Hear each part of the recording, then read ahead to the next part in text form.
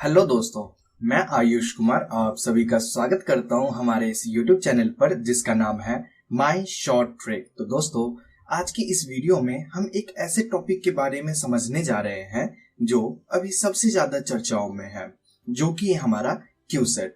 तो दोस्तों, आज की इस वीडियो में मैं आप सभी तक क्यूसेट से रिलेटेड हर प्रकार की इंफॉर्मेशन पहुंचाने की कोशिश करूंगा, क्योंकि इस वीडियो को बनाने से पहले हमने कई सारी न्यूज आर्टिकल्स व कई सारी ऑथेंटिक न्यूज सोर्सेज को एनालाइज किया है। उसके बाद ही यह इंफॉर्मेशन आप तक पहुंचाई जा रही है। तो बिना समय गवाए शुरू करते हैं आज की इस वीडियो को। लेकिन उससे पहले अगर आप इस चैनल पर पहली बार आए हैं तो चैनल को सब्सक्राइब करना ना भूलें और वीडियो पसंद आने पर वीडियो को लाइक शेयर अवश्य करें। तो देखिएगा, क्यूसेट को समझने से पहले समझते हैं कि अभी तक किस प्रकार कॉलेजेस में एडमिशन हुआ करते थे। तो आपको पता होगा कि किसी भी कॉलेज में दो टाइप से एडमिशन हुआ करता था, जिसमें पहला टाइप आता है हमारा मेरिट बेस्ड एडमिशन और दूसरा टाइप आता है हमारा entrance based admission. Merit base में जो आपके क्लास 12th में मार्क्स आए हैं उसके हिसाब से एक मेरिट लिस्ट बनाई जाती थी और उस हिसाब से आपको एडमिशन दिया जाता था। साथ ही साथ में एंट्रेंस बेस की बात करें तो यहाँ पे जो आपके क्लास 12th में मार्क्स आए हैं वो तो है ही, साथ ही साथ में एक आपसे एंट्रेंस एग्जामिनेशन लिया जाता था, यानी कि एक टेस्ट लिया जाता था और उसमें जो आपके मार्क्स आए हैं साथ ही साथ जो आपके क्लास 12th में मार्क्स आए हैं, इन दोनों मार्क्स को कुछ वेटेज, लाइक अगर क्लास 12 के मार्क्स को 35% वेटेज देके और जो आप एग्जाम देंगे यानी कि जो एंट्रेंस एग्जाम देते थे उसकी 65% वेटेज डाल के आपकी एक रैंक बनाई जाती थी और उस रैंक के हिसाब से आपको कॉलेज में एडमिशन दिया जाता था। लेकिन ये जो हमारा एंट्रेंस बेस है अभी तक कुछ सीमित कॉलेजेस या कुछ कोर्सेज के लिए ही बस लिया जाता था। लेकिन अब क्या हो गया है, अब आपका जितना भी एडमिशन होगा वो पूरा का पूरा एंट्रेंस बेस्ड पे होगा, जिसको हम क्यूसेट बोलते हैं। अब समझते हैं क्यूसेट होता क्या है। तो क्यूसेट का मतलब होता है हमारा Central University Common Entrance Test. Central University Common Entrance Test क्या है, तो हमें नाम से ही पता चल रहा है कि अगर किसी बच्चे को सेंट्रल यूनिवर्सिटी की किसी भी कॉलेज में एडमिशन चाहिए तो उसे एक कॉमन एंट्रेंस टेस्ट यानी कि एक कॉमन एग्जामिनेशन देना होगा और उसमें जो उसे मार्क्स मिलेंगे उस मार्क्स के बलबूते पे वह देश के किसी भी सेंट्रल यूनिवर्सिटी में एडमिशन ले सकता है। तो ये तो वही बात हो गई कि हर कॉलेज अपने सारे गेट्स खोल के बच्चों का वेलकम कर रहे हैं, जो कि आइए आप हमारे कॉलेज में एडमिशन लीजिए। ऐसा मैं क्यों बोल रहा हूं, जरा उसके बारे में समझते हैं। तो दोस्तों, आपको मैं बता दूं कि हमारे देश में अभी टोटल 54 सेंट्रल यूनिवर्सिटी है और उन 54 सेंट्रल यूनिवर्सिटी में से अगर मैं एक यूनिवर्सिटी की बात करूं, लाइक अगर मैं दिल्ली यूनिवर्सिटी की बात करता हूं तो दिल्ली यूनिवर्सिटी में अकेले 77 कॉलेज है।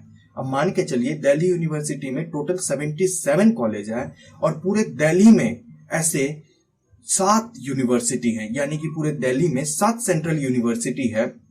तो सोचिए, जब एक यूनिवर्सिटी में 77 कॉलेजेस हैं तो 7 यूनिवर्सिटी में कितना कॉलेज होंगे और पूरे दिल्ली में जो 7 यूनिवर्सिटी तो उनमें कितने सारे कॉलेजेस होंगे। और पूरे देश में जब 54 सेंट्रल यूनिवर्सिटी है तो सोचिए 54 सेंट्रल यूनिवर्सिटी में कॉलेजेस कितने होंगे।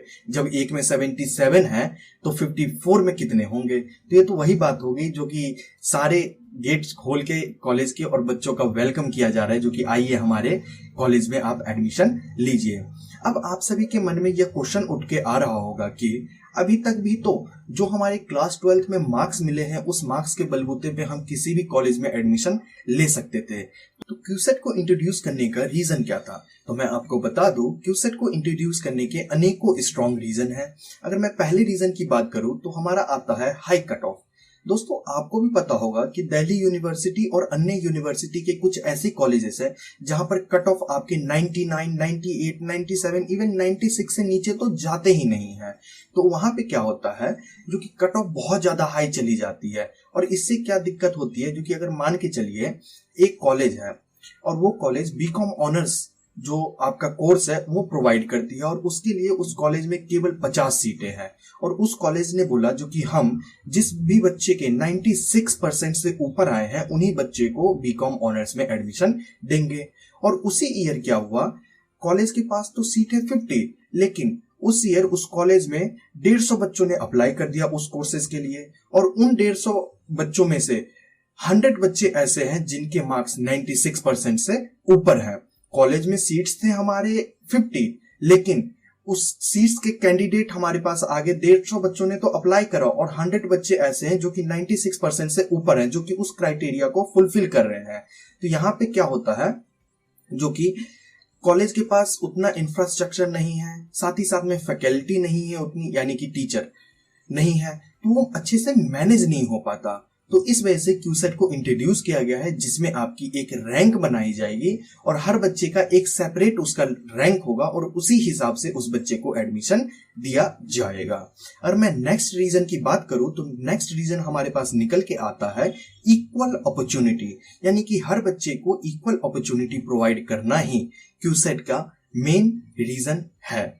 अब ये इक्वल अपॉर्चुनिटी कैसे है, तो एक एग्जाम्पल के तौर पे समझिए।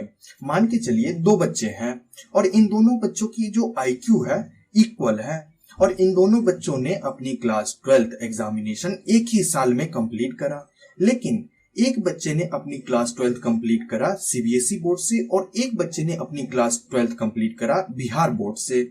और उसी साल क्या हुआ, जो हमारा सीबीएसई बोर्ड का बच्चा है उसका पेपर हार्ड आ गया, साथ ही साथ में उसकी चेकिंग भी हार्ड हो गई, और उसी की जगह जो हमारा बिहार बोर्ड का बच्चा है उसका पेपर भी आसान आया और साथ ही साथ में चेकिंग भी आसान हुई, या इसका उल्टा भी हो सकता है।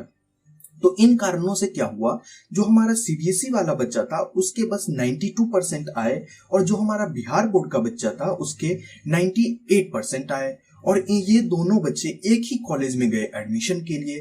तो जिस बच्चे के मार्क्स ज्यादा होंगे वो कॉलेज तो उसे सबसे पहले प्रेफरेंस देगा, लेकिन यहाँ पर तो दोनों बच्चों की आईक्यू सेम है बट प्रेफरेंस आपके बिहार बोर्ड वाले बच्चे को मिल रहा है। तो यहाँ पे क्या होता था, जो हमारी क्लास 12th में एग्जाम हुआ करते थे, वह जो क्लास 12th में आपके मार्क्स मिलते थे उसका कोई एक स्टैंडर्डाइजेशन नहीं था, बहुत सारे लूप होल्स थे। तो उस लूप होल्स को ही ठीक करने के लिए क्यूसेट को इंट्रोड्यूस किया गया। अब नेक्स्ट रीजन की बात करें तो नेक्स्ट रीजन हमारे पास निकल के आता है क्वालिटी ऑफ स्टूडेंट, यानी कि क्वालिटी, बच्चों की जो क्वालिटी है उससे इंप्रूव करना। अब ये कैसे होगा, तो जैसे कि मैंने आपको फर्स्ट रीजन और सेकंड रीजन में बताया, जो कि जितने सीट्स हैं उतने ही बच्चे उसमें कॉलेज में जाएंगे, साथ ही साथ में जो बच्चा उसका रियल हकदार होगा उसी को उस कॉलेज में एडमिशन मिलेगा।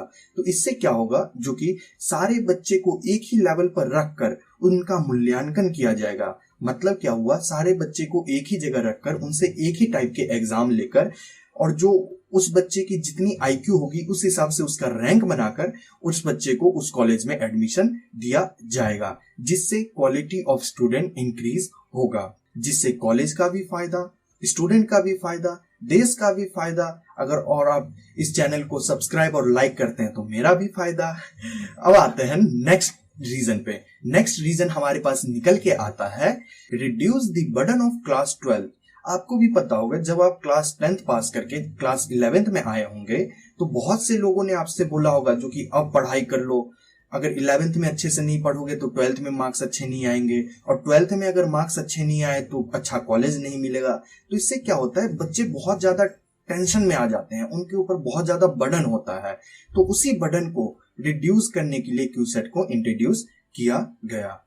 अब आप सभी के मन में यह क्वेश्चन उठ के आ रहा होगा कि ये सब तो चलिए बहुत अच्छी बात है, लेकिन जो हमारा एग्जामिनेशन है कुछ उसके बारे में बताइए। तो चलिए अब उसके बारे में समझते हैं। जो आपका क्यूसेट एग्जामिनेशन है, यानी कि Central University Common Entrance Test जो है आपका, उसके बारे में आप कुछ समझिए। सबसे पहले आता है mode of examination.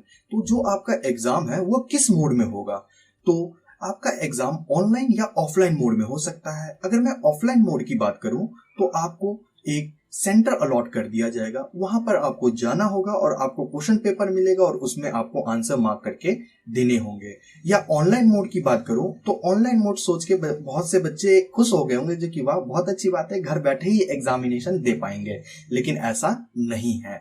Online mode में भी आपको एक सेंटर अलॉट किया जाएगा, वहां पे आपको जाना होगा, बहुत से कंप्यूटर्स वहां पे लगे होंगे और उस कंप्यूटर में आपके क्वेश्चन आएंगे और उस क्वेश्चन का आंसर आपको कंप्यूटर में ही देके सबमिट करना होगा। नेक्स्ट पॉइंट की बात करते हैं। नेक्स्ट आता है हमारा ड्यूरेशन ऑफ एग्जामिनेशन। तो आपका करीबन 120 मिनट यानी कि 2 घंटे का पेपर होगा। इन 2 घंटे में आपको 100 क्वेश्चन सॉल्व करने होंगे एमसीक्यूज टाइप, यानी कि एक क्वेश्चन होगा और उसके 4 ऑप्शन होंगे। साथ ही साथ में यह जो हमारा एग्जामिनेशन है क्यूसेट एग्जामिनेशन, ये ऑल ओवर इंडिया कंडक्ट करवाया जाएगा, तो इसीलिए यह 13+ लैंग्वेजेस में कंडक्ट करवाया जाएगा एनटीए के द्वारा, यानी कि नेशनल टेस्ट एजेंसी, जिनका काम ही है एग्जामिनेशन कंडक्ट करवाना, उनके द्वारा कंडक्ट करवाया जाएगा। नेक्स्ट पॉइंट की बात करें तो कि मार्किंग स्कीम, तो यहाँ पे 2 टाइप से आपको मार्किंग मिलेगी। अगर आप किसी भी क्वेश्चन का सही आंसर देते हैं तो आपको 1 मार्क्स मिलेंगे, लेकिन उसी की जगह अगर आप उस क्वेश्चन का आंसर गलत देते हैं, यानी कि अगर आपको आंसर नहीं पता और आप जबरदस्ती आंसर देते हैं और वह आंसर आपका गलत हो जाए, तो आपको -0.25 मार्क्स आपके डिडक्ट भी कर लिए जाएंगे।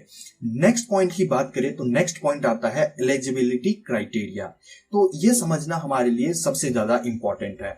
तो एलिजिबिलिटी क्राइटेरिया कुछ इस प्रकार है कि अगर आपके क्लास 12th में एटलीस्ट 50% है, यानी कि कम से कम 50% है, तो आप इस एग्जामिनेशन के लिए एलिजिबल होंगे, यानी कि इस एग्जामिनेशन में बैठने के लिए एलिजिबल होंगे। या फिर आप SC ST में आते हैं तो आपको 5% का रिलैक्सेशन मिलेगा, यानी कि 45% कम से कम आपके होने चाहिए। साथ ही साथ में बात करें फीस की, तो एग्जामिनेशन की फीस क्या होगी, यानी कि जब आप एप्लीकेशन भरेंगे कि हमें क्यूसेट एग्जामिनेशन देना है, तो उस टाइम आपसे कितनी चार्जेस ली जाएगी। तो अगर आप जनरल और ओबीसी क्राइटेरिया से आते हैं तो आपसे 800 रुपीज चार्ज किए जाएंगे। साथ ही साथ में अगर आप SC या ST कास्ट से आते हैं तो आपसे 350 यानी कि 350 रुपए चार्ज कर दिए जाएंगे। या अगर आप PWD यानी कि पर्सन विथ डिसएबिलिटी से आते हैं तो आपसे 1 भी रुपए नहीं लिया जाएगा। अब समझते हैं जो कि आपका एग्जामिनेशन पैटर्न किस प्रकार होगा। तो देखिएगा, मैक्सिमम रिपोर्ट्स के अनुसार यह कंक्लूजन निकल के आया है कि जो आपका क्यूसेट एग्जामिनेशन है वह 2 पार्ट में हो सकते हैं। पार्ट 1 जिसमें आपसे एप्टीट्यूड बेस्ड क्वेश्चन पूछे जाएंगे, या पार्ट 2 जिसमें आपसे डोमेन स्पेसिफिक क्वेश्चन पूछे जाएंगे, जिसके बारे में अभी हम और विस्तार से समझेंगे। पहले आते हैं पार्ट 1 यानी कि एप्टीट्यूड बेस्ड में। इस पार्ट में आपसे 4 सेक्शन में क्वेश्चन पूछे जाएंगे, जिनमें पहला सेक्शन आता है हमारा general English, quantitative aptitude, reasoning और जनरल नॉलेज यानी कि जीके।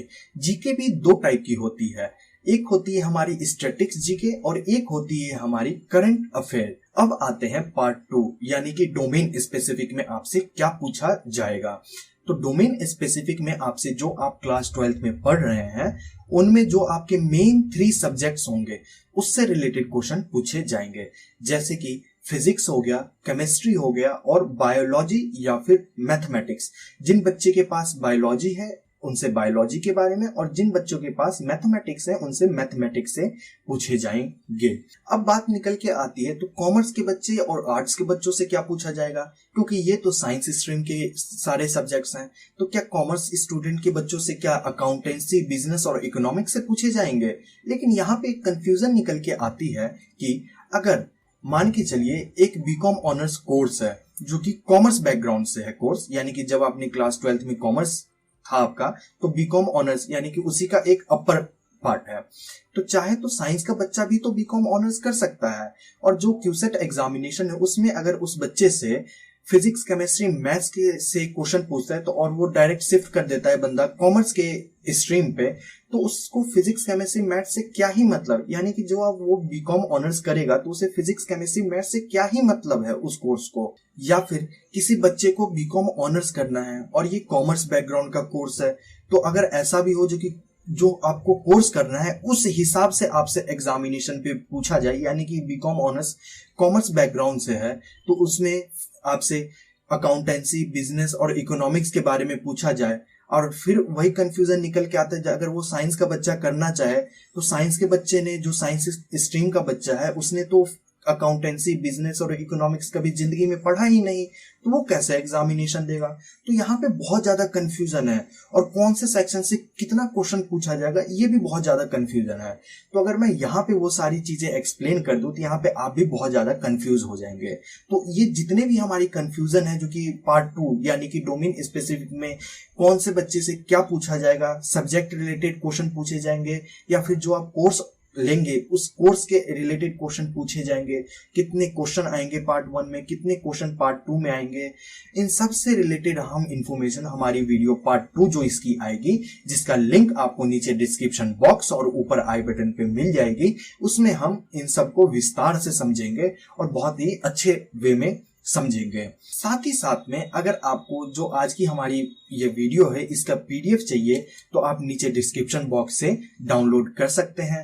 साथ ही साथ में आप हमारे टेलीग्राम ग्रुप पर जा सकते हैं। अगर आपकी कोई क्वेरी है तो आप हमारे टेलीग्राम ग्रुप पे पूछ सकते हैं। आज की वीडियो यहीं तक रखते हैं, मिलेंगे आप सभी से नेक्स्ट वीडियो में। तब तक के लिए आप सभी को जय श्री राम। मिलेंगे नेक्स्ट वीडियो में। बहुत बहुत धन्यवाद।